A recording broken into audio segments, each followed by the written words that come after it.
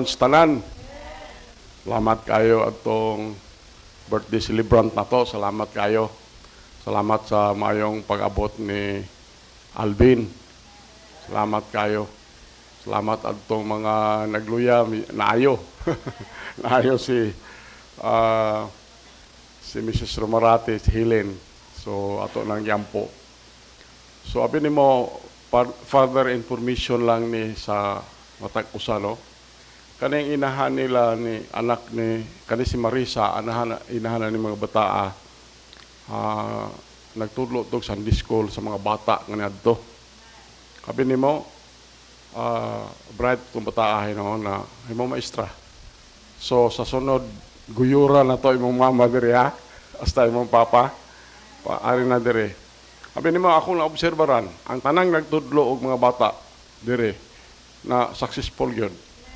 Ikaduha, kadto si Marbe, maestra naman, eligible na po.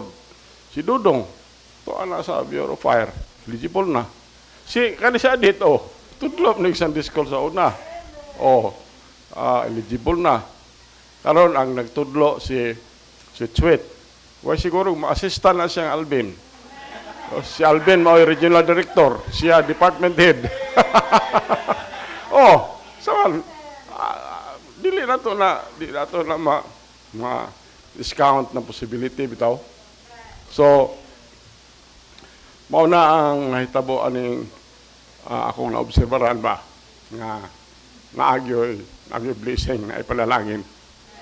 Salamat sa matag usa tungod sa inyong presensya. Karon ang ato mensahe manindog ta. Basahon nato lang na diha sa screen. Romans chapter 8 verse 18. Basahon nato usaran ni ka bersikulo pero pastandighan na hinog patulon ani nya nindot kay ba. Nindot kay nga pagtulunan murag ako nga ka-study ani murag gusto na gyud ko matug langit. Gusto na ko. Okay, Romans chapter 8 verse 18. Kamoy basa na. Ready, read.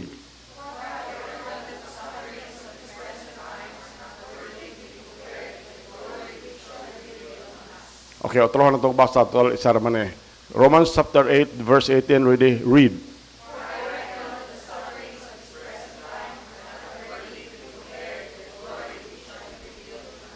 Okay, mga po, tamahan na mo langit nun. Buhay na mo nga Diyos.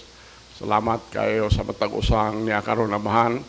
Salamat kay Ginoo sa grasya o kaluoy bisan amahan sa among Sunday School lesson. Ikaw naghatag og wisdom sa among Sunday School teacher, manindot nga lesson. O salamat ni Dr. Rod Maton amahan nga mo nag-provide na among mga lesson, Lord, sa Liberty Baptist Church sa Amerika. Salamat usab amahan sa manindot nga awit sa choir. Salamat kay Ginoo. Among gipasalamatan ikaw amahan sa mga nahimo gapong adlaw. Salamat nga dunay mga kalag nga save gapong adlaw amahan.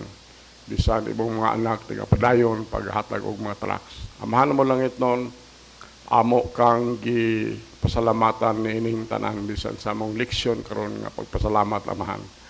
Dios nga langit nun, tabuni kami sa bililho ni mong dugo ni ining kahaponon, abuga ang mga evil spirits, pinagis dugo ni Jesus Christ, ug the whole building, Ginoo, tabuni sa mong bililho dugo. Amo sang gipangamoyo kanimo Ginoo, bisa lang among streaming sa atong mensahe din nga masabwag ni amahan sa tibuok kalibutan amahan. Dios nga langit nun, kinahanglan pagampo, panganiyo po kanimo, gisalig na mo ang tanan Jesus Christ, among bugtong personal manluwas. Amen. Okay, maningot ta. Atong gibasa karon ingon dire si Paul ni agasulti ingon siya. Kay ako nag-isip for I reckon. Kay ako nag-isip nga ang mga pag-antos niining panahon karon dili takos itandi sa himaya nga ikapadayag dinhi kanato. Mo ni ang nindot kayo nga mensahe ni Paul. Mao ni istorya na. Balik ko na ko ha, siya. Kay ako nag-isip nga ang mga pag-antos ni ining panahon na karon dili takos itandi sa himaya nga ikapadayag dinhi kanato. So ato mensahe naguluhan ni siya og groaning now, glory then. Sa ato pa ato mensahe og kanang groaning kana bang medyo nasubo ka bag maayo, nasubo ka pero pag human ana himaya rapod. Himaya rapod. Mao ni Asya to mensahe karon. Kaning Romans chapter 8 is one of the richest chapters in the Bible. Mao ni ang usa ka mga bahandianon nga kapitulo dinis Biblia. Kani nga chapter mao ni ang mga passage of hope, mga tudling ba sa mga paglaom, tudling sa mga panalangin, tudling sa mga kanang ma-encourage ka o tudling sa mga kalipay. Mauna ang Romans chapter 8. Sa verse 1 lang daan, gipahimutang na ni Paul ang tuno sa uban nga mga chapter niadtong mabasa nato sa chapter 1 ingon diri busa karon wala nay pagkahinukman sa silot paminaw ngadto kanila nga anaa ni Kristo Jesus. Ingon diri kinsa wala naglakaw sunod sa unod apan sunod sa espiritu. So wala nay condemnation, wala na kadtong nakabaton ni Jesus Christ. So tugote nga kadtong mga pulunga mulugdang to bisan sa daklit nga panahon kay kadtong kani mga pulungan nagpahinomdom ni nato nga ang anak sa Dios, ikaw nga believer, ikaw nga anak sa Dios, wala naka diha sa kapungot sa Dios, wala na'y kakuyaw diha nimo nga hukman pa ka sa Ginoo paingon sa impierno. So, ang usa ka believer gihantod sa kahangturan, pagawas na siya gikan sa kahadlok anang impierno. So, gipagawas na ka niya ng kahadlok gikan sa walay katapusan nga silot sa sala. So, ikaw nga believer is no longer separated from God. Ang usa ka believer dili na mabulag sa Ginoo, pinaagyaan ng dako kayang gulf of sin. Pero ingon ang pulo sa Dios, gipaduol kaniya pinaagi sa dugo ni Jesus Christ. Ephesians 2:13, kamay basa na. Ready, read.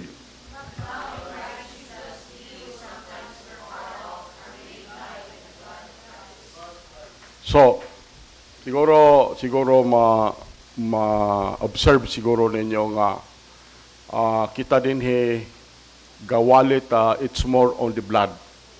Tungod kay kung wala ang dugo, wala po pagpasaylo sa sala. Wala po.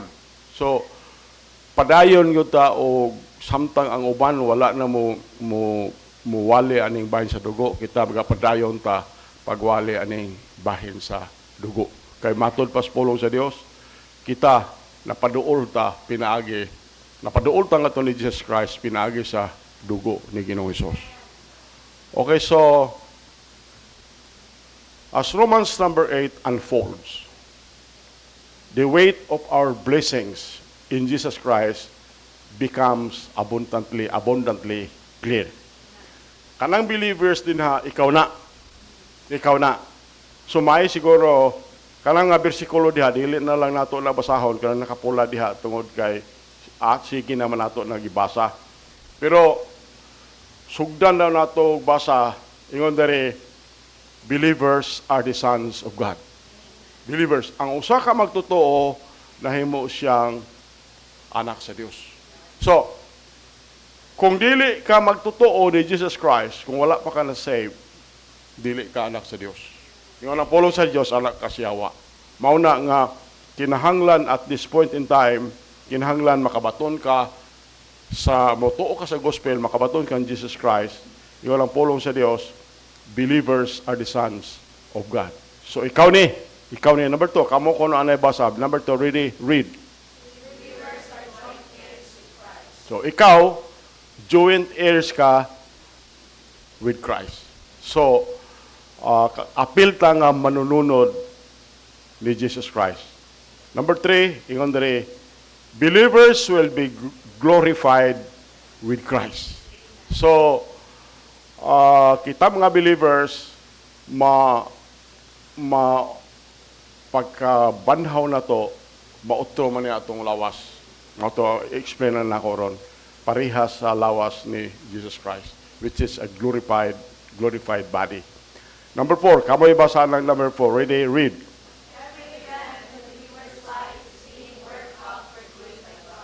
Nauna na siya.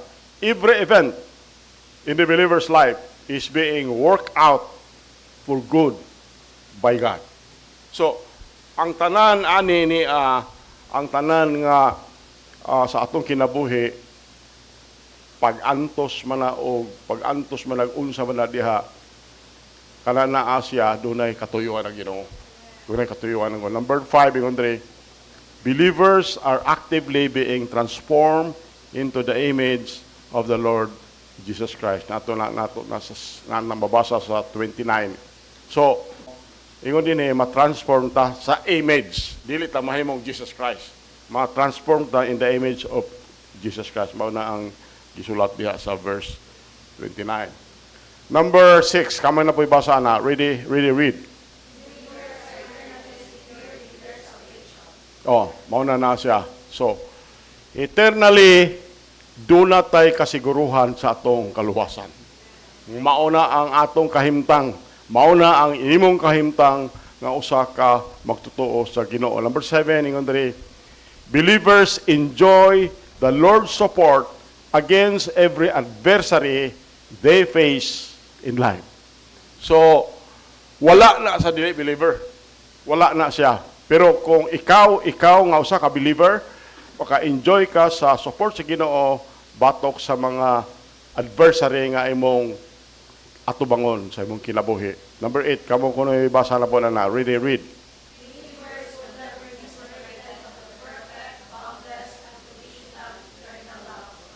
Muna nindot kayo, isa. Believers, ikaw will never be separated from the perfect, boundless, unconditional, eternal love of God. So, kani nga kamatuoran, igo na gyud ni nga mo hinungdan nga mag-ipaubos na to atong kaugalingon atubangan sa Ginoo sa pagsimba ug sa pagdahig kaniya. Kani nga text nga atong gibasa karon mao ni dugang ni nga lain na sang layer of blessings that should encourage the hearts of every child of God. Unta ma-encourage ka. So, kani nga verse karon contains a precious promise to every believer who suffers in this life. We are promised in verse 18 that while, kani atong ibasa, we are promised in verse 18, ganito atong ibasa, that while there may be groaning here, dunay mga kasubo, dunay mga pag-agulo, groaning, samtang dinhin ining atong panahon karon, dunay pag-agulo, pero duna po himaya dito. Dunay kalipay dito niya. Maone ang nasa hunahuna nga nasa atong hunahuna nga gusto nato ipadako karon. Groaning here, glory there. Pag-agulo karon pero himaya ug madamlag. Notice some words of comfort and that present themselves in this verse. Ay mga comforting words kayo. Ako na ning gibasa dire, akong pagtuon ako, nindot kayo yung dire. Number 1 is, there is a word about battles. There is a word. Doon ay pulong bahin aning marag gira ba? Gira. Poliosis suffering. Ang gigamit ni word, na ang gamit nga pulong ni Paul is suffering, pag-antos. Kaning nga word, expressive kayo ni nga word nga nagpasabot ni sa nga ang usa nag-antos. Una yung pagpasabot. Ikaduha, nagpasabot ni nga ang tao nag-antos. Na ang tao dunay misfortune. Ang tao dunay calamity. Kung sa gunang calamity, parehas na gunas kalamatay. Calamity. Ang buot pasabot na evil, dautan. Another meaning is affliction, kasakit. Then the afflictions of believers must go through because of their association with Christ and His kingdom work. Mauni ang dako kayong ang kamatuoran ba alang nimo ug kanako nga doon natin mga kasakit kita mga believer nga atong tagamtaman tungod kay na-associate with Jesus Christ o ang iyang buluhaton ining kalibutana. So, as we all know, everyone endures suffering to some degree. So, matakusan na to, nag-antos ta o pag-antos to some degree. We all know about the suffering of Job. Kabalo man ta sa pag-antos ni Job. Wala ra sa kumingking ning atong pag-antos. Ako lang balikon alang sa mga uban nga wa kabalo ani sa ato si Job. Dato kay to atong panahona ang iyang mga animal kaniadto namatay pagyud ang iyang mga anak dayon gipanghimaraot pagyud siya sa iyang asawa. Iyang asawa biyay na mo Ginoo Job sa naman ka nga nabaho naman ka kayo kay puro na siya burot ba mga hubag-hubag. Grabe ka itong pag-antos ni Job. Nabalot ta sa pag-antos ni Paul sa pag-alagad sa Ginoo. O labi na nga nahibalota pinagis pulong sa Dios ang pag-antos ni Jesus Christ dito sa cross. O kita tanan nahibalota nga maka-experience po ta our share of these things as well. So, atong basahon na siya, we also know that we will experience our share of these things as well. Number one, every hospital reminds us that there is suffering now. Ana. Number two, every cemetery stands as a vivid reminder that suffering and pain attends our earthly lives. Sa cemetery, maogya po na siya. Number three, every siren we hear reminds us that this world is a place of pain, is a place of suffering, loss, death, and heartache. The Bible makes it crystal clear that suffering is a part of earthly existence. Mabasa na to in the book of Job, mabasa na to in the book of John. We suffer at times because we make foolish decisions. Dili kalikayan. We suffer at times because we make foolish decisions. The next is, we suffer at times because those around us make foolish decisions. Yung mga amigo na to, ano na siya, and we get caught in the tragedy of their error. Basa na to in the book of Isaiah. The next is, we suffer at times because of our association with Christ. So, kana gyud ako personal naka-experience ko ana, ikaw naka-experience siguro ko ana na siya nga tungod kay believer ta anak ta si Ginoo na ay mga panahon nga mantos ta nagka-interesado nato. The next is, there are times when we suffer physically, we suffer emotionally, and we suffer spiritually. We may think it, but we are never alone in our suffering. So, Kala, bantay na na siya nga, dili biya o mag-antos ta na ang Ginoo nato. We are never alone in our suffering. Paul knew what it was to suffer. Nahibalo si Paul, unsay bation anang mag-antos. Si Jesus Christ knew what it was to suffer. Si Jesus Christ mismo, mauna si Jesus Christ, makasabot yun na siya nato, kasi siya mismo nag-antos dito sa cross. We know to varying degrees what it is to suffer. So, kita na, as long as we live in this world, samtang kita nagkinabuhian ng kalibutan na, there will be battles. Doon na yung mga gira ni. As long as we are here, there will be suffering. And that is the nature of life in the sin-cursed world. Una ang nature aning kinabuhian nato nining kalibutan nga natunglo tungod sa sala. Number 2, there is a word about blessings. There is a word about blessings. So, Paul mentions next the glory that shall be revealed in us. Kanini siya nagtanaw ni sa unahan sa mga adlaw niya ng panahon nga tuan na ta sa atong puluyanan. Tuan na ta sa atong puluyanan, uban sa atong Ginoo didto sa langit. Dito sa langit. It looks forward to the time when this earthly life, with all its problems, with all its pain, with all suffering, will end. And the child of God will go to be with the Lord in heaven. So, nindot kayo, no? Mauni ang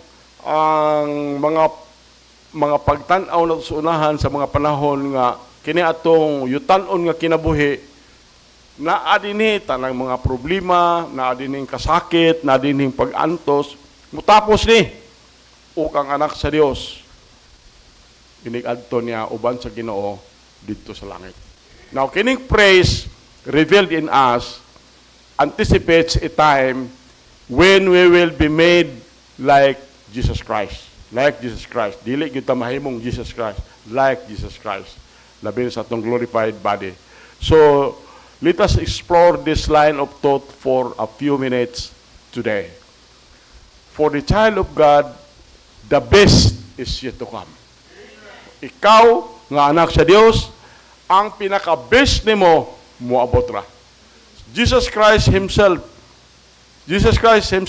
promised to prepare a place in heaven for each of His children. Ato na nabasahon ron, John 14, 1-3. Paul, nagpahinom na ito si Paul mismo. Nga, kung biyaan mo ang kalibutan, then moadto ka ngadto ni Ginoong Hesus, ingon si Paul, which is far better. Mas maayo pa. Ato ganun masahon niya siya. Kanina, nindot magugay niya sa kaniya na kung ako na naibasa. John 14:1. Kamoy basa na. Ready, read.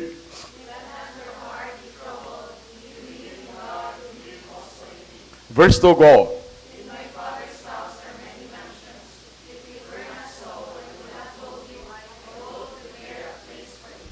So, mga maigsoon, we do not settle rooms. Tungod kay sa laing Biblia, ang gibutang dito, dili mansions, rooms. Ang atong gigamit, King James Version, ingon rin, in my father's house, are many mansions. Mansion, atong puyan dito. If it is not so, I would have told you, I go to prepare a place for you. Si Jesus Christ, kasulti yan if I go and prepare a place for you, I will come again and receive you unto myself, that where I am, there may be also. So, ingon si Paul, Philippians chapter 1:21, ingon dire, for to me, to live is Christ, and to die is gain. Muna siya. Then verse 22, but if I live in the flesh, this is not the fruit of my labor. Yet what I shall choose, I would not. Kaning 23, ingon diri, for I am in a strait between two, having a desire to depart and to be with Christ, mo ni siya, which is far better. Mas maayo pa. So, while the Bible does not give us all the information about heaven, kay kaning matod pa sa akong basa, kaning mabasa na to dinhi about heaven diri sa pulong sa Dios, wala ra ni sa katunga sa kanindot og tuwa na ta dito sa langit. Wala ra kuno. While the Bible does not give us all the information about heaven, we would like to have, it does give us plenty of insight into that place that will be our home someday. So, mauna ang malikon ako pag sulti ato nanding basahon ning bahin sa langit. Pero akong balikon pag sulti nga kaning atong nahibalan din bahin sa langit, wala ra ni sa katunga sa kaanindot sa langit kung tuwa na ta. Tuwa na ta. Okay. Yung diri, heaven will be a land of music. Kana dili na ito nabasahon, kaya naman sa Revelation na siya, ato naman ang natunan ng Revelation. Heaven will be a land of music. So, kung sige kag paminaw og music, malipayon ta, di ba? Kaya ang taong mag-awit na ay kalipay siyang kasing-kasing. The next is, heaven will be a land of praise and worship.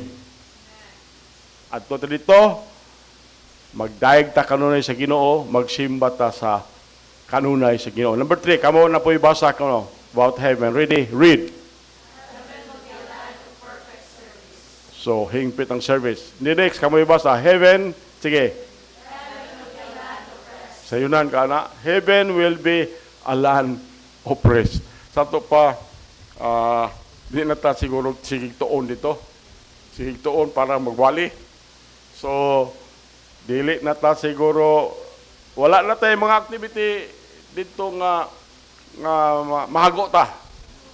Ang ato lang dito, worship ta sa Ginoo, dayon, di naman takapoyon, glorified body God. Heaven will be a land of rest. Heaven will be a land of rejoicing. So yun ang kana, sigil na tayo kalipay dito. Sige tayo kalipay dito, wala na tayo problema nga, pastilan, wala na may kwarta atong sulod atong bangko, wala naman tayo palit bugas, ano yan Asya, bayad sa kurente, bayad sa tubig, gada, pastilan. Dito, malipayon ta kanunay. It's the land of rejoicing. The next is, heaven will be a land where the sufferings of this life will not be permitted to follow us. Dili na makagukod na to, kanang pag-antos kalibutan, di na makagukod na to atong langit. Heaven will be a land where the sufferings of this life will not be permitted to follow us. Then, heaven will be a land of intimate fellowship with God. Suod kayo ang atong pagkasuod sa Ginoo. So, all of that is wonderful. Manindot kayo. But when Paul refers to the glory that shall be revealed in us, he is not merely speaking about the change of place. Wala lang siya magsulti ani bahin anang nautro ang lugar. He is speaking about a change of person. A change of person. He is not merely talking about our position. He is talking about our composition. So, what I am trying to say is that ang address na to ma-alter. Ma-auto man yung ating address. And so well our appearance. Bitaw, naghula-hula bitaw ta. For example, no, pag-abot na to sa langit, o parehas tatanan o appearance. Nagansay mong mga batanon, kay maparehas man ako katigulang. Ano ba? Pero ingon sila nga, istorya wala ni sa Bible ha. Pag abot daw nato dito sa langit, 33 years old tatanan. 33 years old pa namatay si Jesus Christ. Para istorya nila. Pero ang importante kay ni ani nga nindot ka paminawon kay mag-ila ta sa langit. Mag-ila ta dito sa ato pa o ato ning atong realization maumaor gyud atong naong dito. Mag-ila naman ta dito. So siguro atong address mautro bisan atong appearance, pero one day we will end up our earthly life here and we will fly away to glory. Muadto ra ta sa himaya. So we will leave these bodies at the very moment of our death. Kung mamatay ang tao, mamatay ang believer, nahibalo man ta nga ang ato rang body tuwa dito sa lubnganan. Pero ang atong kalag, dal-o sa Holy Spirit dito sa langit. Muna siya ang mahitabo na to. 2 Corinthians 5:8. We will exist in some sort of soul body until the day of the rapture. So, ang believer nga namatay na ang usa ka believer, ang iyang kalag tuwa dito sa langit. Ang iyang body tuwa dito sa lubnganan. So, mao na ang mahitabo. Yeah. Pero, pag sa rapture, ibanhawon sa Ginoo ang body. Banhawon sa Ginoo ang body. Pag naog ni Jesus Christ kika sa langit, dalo naman to niya ang kalag. Atong kalag. Pag banhaw sa body, katong kalag, mubalik na to sa body. Glorified body na. Glorified body na ta. Kung maabdan ta sa rapture nga buhi pa ta, ang imong lawas in a twinkling of an eye, i-change na sa Ginoo into a glorified body. Muna body nga di na gyud magsakit. Dili na magantipara. Nindot kayo ang imong body. On that day, the Lord will come get His bride. Yan ang rapture. Muna adlaw nga ang Ginoo iyang kuhaon ang iyang pangasaunon, mauna ang tanang believer. The body of those who have died in Christ will be raised from the dead. Muna kung isulti ganiya. Our souls will be placed back in our bodies and we will be changed. Mauna ang atong hitabo sa atong kinabuhi. 1 Corinthians 15:49 to 57, dili na lang tamo basa ani nakitaas kayo. Paul describes the changes that are coming to the children of God.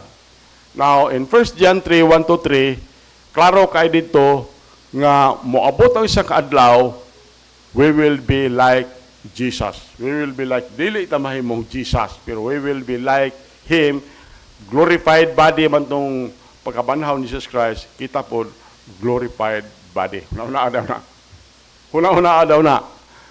Kaning frail na to nga lawas, kaning weak na to nga lawas, kaning maluyahon na to nga lawas, pulihan og lawas nga perfect. Pulihan og lawas nga eternal. Sama sa lawas ni Jesus Christ katong pagkabanhaw niya. So, our lives on this earth will be lives of problems. Ang atong kinabuhi, aning kalibutana, kinabuhi ni sa mga problema, kinabuhi ni sa mga kasakit, kinabuhi sa mga pag-antos, kinabuhi sa gubat ba, murag gubat sa atong panglawas. But the best is yet to come. Ang pinakamaayo, muabot ra gyud na siya. You will not remain here forever. Dili ta magpadayon dinhi hangtod sa hangtod. You will not remain like you are forever. The future is a time of blessings. Ang umat namlag maunang panahon sa mga panalangin because kita na pagawas na ta gikan aning gira sa atong lawas one day soon. Pagawas na ta. Number 3. there is a word about balance. There is a word about balance. Now, Paul tells us that the glory to be revealed in us then will eclipse, muna niyang balance, will eclipse the sufferings we are called on to face here. Kanang himaya nga ingon ni Paul ipadayag dire kanato, mangit-ngita na maunay ang pag-antos nato maunay mangit-ngit ang atong sufferings nga atong giatubang aning kalibutana. When Paul says, I reckon, na atong nabasa din na English Paul, I reckon, gisulti yun niya, gikan sa iyang baba. Gikan sa iyang baba. The word reckon means to account. Kwintahan ka ba? The word reckon means to account. It has the idea of seriously studying a matter and coming to a firm conclusion. Mao nang nakaingon siya og reckon nga isipa, akong isipa. Ang bot pasabot na nga idea na is seriously studyhan na ni Paul ang nang butanga dahil nakahimo siya lig-on nga conclusion. In other words, Paul is not saying that he hopes that life will be better than this life. Wala na magsulti si Paul. He is saying that he has considered the matter well and he knows that the problems we have in this life cannot hold a candle to the glory we will experience when we get to heaven.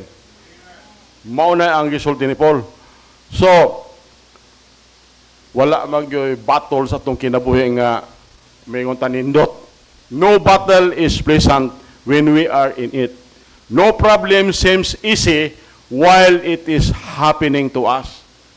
But if we will take the time to consider what lies in our future, we should be able to see that our present problem only cease to increase our future glory. So, for our light afflictions, which is but for a moment, work it for us a far more exceeding an eternal weight of choice. Gusto na ko pahibalos sa mga tag-usa nga didto sa langit dako kayo, exceeding kayo ang eternal nga kabug-aton sa himaya, kabug-aton sa kalipay kaysa pag-antos nato ani kalibutana. Huna-huna kuno ng unsay para sa atong ugma. Huna-huna. Think about what lies ahead. The rapture is just ahead. Murag ako nagtuod yung kung doon na. Ako nagtuod yung kung doon na. Kaya naman ko karon na apostasy, hapit na mo end ang kanibang panahon karon murag maka-estimate na taba nga hapit na gyud ang rapture siguro. Hapit na. The rapture is just ahead and your rewards are just ahead. Kaya ang mga ganti nimo ana diha makita na ang inyong atong mga ganti. Ganti ni atong nakasulwining silang Russell sa atong gahapon ug duha. Naay mga dagkong ganti na. Naghatag kag trucks. Dunay ganti na. Nagbisita ka og mga amigo tungod kay naas kasubo, then naay ganti na. Naay ganti ang tanan nga pag-support nimo aning iglesia. Bisan ganig tubig nga gihatag nimo sa nag-alagad sa Ginoo, naay ganti. Usa pa kaha sa imong gibuhat alang sa Ginoo. So ang tanang gibuhat nimo alang sa Ginoo, dunay ganti. And your rewards are just ahead. The perfect kingdom of our righteous Savior is just ahead. So, while weeping may endure for a night, samtang ang atong paghilak, mga padayon is kagabion, joy cometh in the morning. Doon kalipay nga moabot sa kabuntagon, Psalm chapter 30 verse 5. As you walk through this life, samtang maglakaw ta ning kinabuhi, there will be times when your heart will break. Dili kalikayan nga dunay atong kasing-kasing nga murag maguba ni ating kasing-kasing. Dunay mga panahon nga ang kabugaton sa kinabuhi will be heavy to bear. Ang kabugaton sa kinabuhi bugat kay atong pasaanon. Dunay mga panahon nga when you will suffer because of your faithfulness to Jesus. Dili ba sayon ka ng pagsimba, dili sayon ng pagsimba gabi, dili sayon ng manghatag kag trucks, manlakaw ka na, dili na sayon. So, naghihimo nimo na tungod kay faithful ka sa itong Ginoo. There will be problems in your body. Doon ay mga problema sa atong lawas, doon ay problema sa atong pamilya, doon ay problema sa atong kasing-kasing, ang doon ay problema sa atong mga hunahuna. Doon ay mga panahon nga when trouble, murag paghuton ang atong mga lakang. Murag paghutong iro ba ang atong mga lakang. When you are in the thick of the battle, remember a couple of blessed thoughts. So kung naatay mga problema sa atong kinabuhi, hinimdumi, naatay ibutang sa imong hunahuna nga moabot ra ang daghang panalangin sa imong kinabuhi. Ako na lang yung bisahon, kaya ning tukan na po ng kuwan. Remember a couple of blessed thoughts. Your suffering will not last forever. Ang atong pag-antos, di mo last forever. You will be released. You are headed home. You will make it. Mahimo. Number 2, your suffering is working for you. Compare all you face now with where you will be and what you will be then, and you will see. Makita ra na nimo. Your suffering here increases your glory there. Remember that whatever God is doing, He is doing for your good and His glory. Rest in His promises and trust that His will is going to be done. Praise Him in spite of what you face in life, and remember what awaits you in the presence. So, mo ni ang abuto na to lagamay. Mo ni ang last slides atong mensahe. Sa libro ni naguluhan ni og kana siya. In his book, The Mute Christian Under the Smarting Rod, the Puritan writer Thomas Brooks offers the following observation. Ano yung observation? God, who is infinite in wisdom and much less in goodness, dili kumparar ang iyang kaayo, had ordered our troubles, yea, many troubles to come trooping in upon us on every side. As our mercies, so our crosses seldom come single. They usually come treading one upon the heels of another. Yung na ang atong mga problema. They are like April showers. No sooner is one over, but another comes. It's mercy that every affliction is not execution. Mauna ang iyang kaluoy sa Ginoo. Ang kaluoy niya nga every affliction is not an execution. Every correction, not a damnation. Dili pagsilot sa sala. The more the afflictions, the more the heart is released heavenward. So, nasabtan mo na mauna ang tuyo sa mga problema. That is the purpose of our problems. They serve to remind us of the sovereign God who controls all of life. They serve to cause us to look toward heaven, to find hope in a time of pain. They serve to make us more like Jesus. They serve to bring us to our knees in surrender to the perfect will of God. They serve to force us out of the comfortable places of life and into a state of deeper service to the Lord. While our suffering bring pain and sorrow, they also serve to make us grow in the Lord.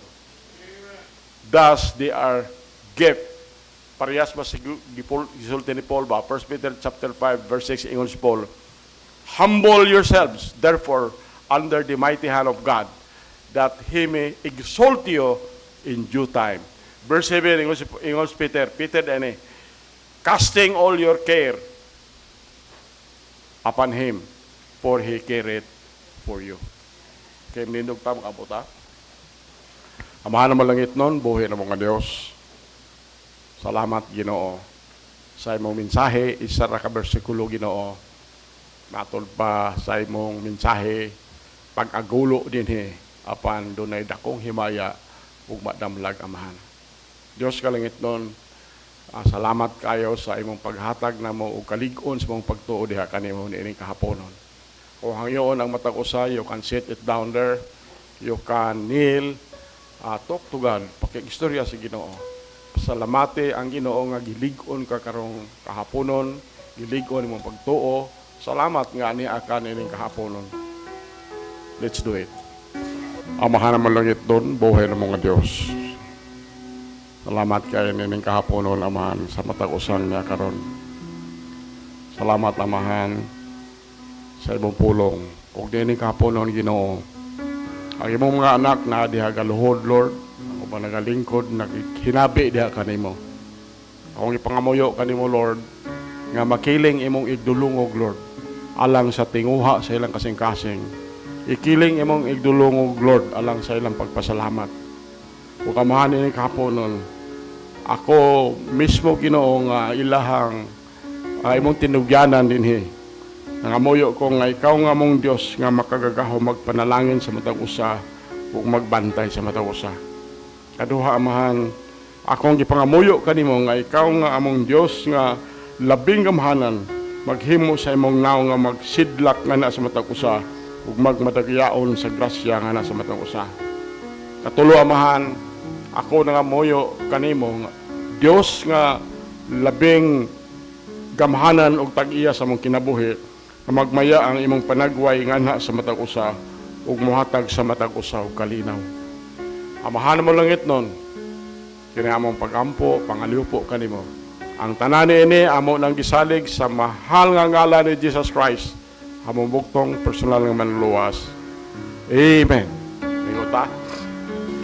Okay, salamat sa pulong sa ginanganawali karong kahaponon. Amen. And ako hangyon ito matagusa, let us all rise alang sa pagtapos.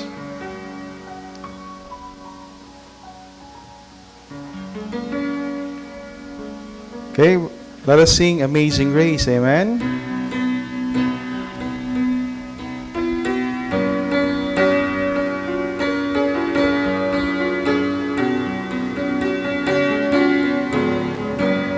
Okay, first stanza. Ready, sing. Amazing grace, how sweet the sound that saved a wretch like me. I once was lost, but now I'm found. Was blind, but now I see. Verse 2. 'Twas grace that on my heart to fear, and grace my fears relieve. How precious did that grace appear, the hour I first believed. Through many dangers, toils, and snares, I have already come. 'Tis grace that brought me safe thus far, and grace will lead me home. When we've been there 10,000 years, bright shining as the sun, with the last days to sing God's praise than when we first begun. Once again, daghan king salamat sa matagusa. And alang sa pagtapos, ako hangyon si Brother Alvin sa closing prayer. Let's close our eyes. Pray. Closing. Most gracious Heavenly Father, Lord, we thank you for this wonderful opportunity that we are gathered here dito sa imong palayan ng kuwanan. Ginoo, amo ikaw ang gipasalamatan sa kadaugan nga imong gihatag sa among panimbahon karon. Salamat Ginoo sa imong pulong nga nawali sa imong alagad, nagadasig sa among kanunay. Ginoo, salamat sa imong mga promesa nga imong gihatag karong hapuna, Ginoo. Hinaot mo ta akong pag-ampo nga tudluan nimo ang imong mga kanakan nga ipunting kanunay ang among focus o among vision diha niya ng mga promesa, Ginoo. Ginoo, salamat sa salvation nga imong gihatag nga among gi-enjoy sa matag karon ug ugma, Ginoo. Ginoo, salamat sa tanang panalangin nga imong ginabubo sa among kanunay. Wala mo nimo pasagdi, Ginoo, sa among mga gimbuhaton. Ginoo, samtang maglakaw kami ni out from this place, Ginoo, hinaot unta nga ikaw giya ka namo, ikaw keep us safe, Ginoo. Bulag-bulaga kami, Ginoo, puno sa kalipay o gugma, Ginoo. King tanan mo ginasali ginatugyan sa ngalan ni Jesus, ang bugtong pearls na manluluwas. Amen.